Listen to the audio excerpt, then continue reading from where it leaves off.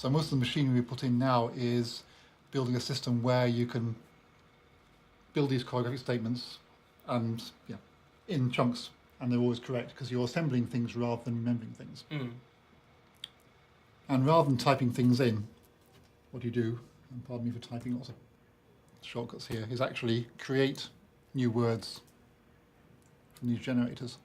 So these are particular actions you can perform, like rotate around a certain axis, flatten, fold, whatever. And are they all predetermined then in there? These are ones that I typed in a week or two ago, just quickly programmed up. We can put in as many or as few of those as And this you is need. the extensibility. You can program you new can words. put those. Okay. So you see some of these things will attempt to sort of glue to each other. The sense in which that thing really wants to be attached to that thing, as I drag it around. So now two of these things are active, and one's kind of on the left and one's kind of on the right. So there's a time sense here, both in terms of scrubbing this thing. So that transformation happens as the timeline moves across here. As it keeps going, it will then try and do the next one. So the first one should be the rotate, followed by nothing for a while. Saying, right, let's And do I guess it's a question of intentionality though, isn't it? It's whether or not you intend to use the sentences to move the thing, that you understand how it does the thing, or whether or not you're interested in it having a sentence construction that you do and it has this kind of output. The intention is later. I would have imagined that you'd want to build something here first, something visual, and then begin to assemble a couple of syntactically correct sentences that then manipulate this figure.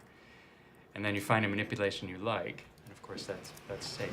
So now we just look like looking at the basics of the interface. Yeah. And then this should make it possible for somebody to rapidly construct sentences that then manipulate the visual image over here, so that sentences get expressed over here, and then make it possible to explore. I mean, if you explore, you can explore them quite long. You can also assemble. Let's say you've put one sentence here and one there, and drag across it, and it treats them. It makes transformations happen sort of simultaneously, and you get then immediately the one thing you looked at and said, I didn't expect that.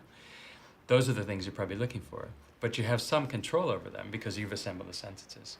And I think the idea is constructing using language-based ideas over here, things that then render visually and movement over here. And that as you become used to it, so that you become comfortable with it, that you're able to create quite complex manipulations here, that you have some sense of where they came from. Yeah. So it's practice, isn't it? Because you have to understand, you have to start practicing. You'd have to just be able to start working with it. Yeah, so you start to have a kind of an implicit knowledge, so you know this might do this, but this might take it off there, but that's the kind of strangeness that you might want. It is. So it's a bit knowing and a bit not knowing. It is a bit knowing and a bit not knowing. Yeah. And it will require some Practice. time, yeah. I mean, can you go back again? Yeah.